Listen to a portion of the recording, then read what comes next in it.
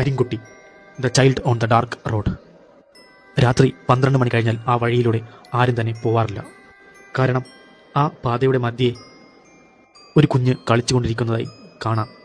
കറുത്ത ശരീരം, പൊട്ടിയ കളിപ്പാട്ടം കയ്യിൽ, ഇടയ്ക്കിടെ ചിരിയും വിങ്ങലുമൊക്കെ കേൾക്കാം. അത് കാരണം ഒരുപാട് അപകടങ്ങളും അവിടെ ഉണ്ടായിട്ടുണ്ട്. ഒരു ദിവസം ഒരു മഴയത്ത് ഒരു ഓട്ടോറിക്ഷ ഡ്രൈവർ ആ വഴിയിലൂടെ പോയി. പെട്ടെന്ന് അയാളുടെ മുൻപിൽ ഒരു കുട്ടി നിൽക്കുന്നതായിട്ട് കണ്ടു. പെട്ടെന്ന് അയാൾ ഓട്ടോറിക്ഷയുടെ ബ്രേക്ക് പിടിച്ചെങ്കിലും നിർത്താനായില്ല. അത് തെന്നി മുന്നോട്ട് പോയി.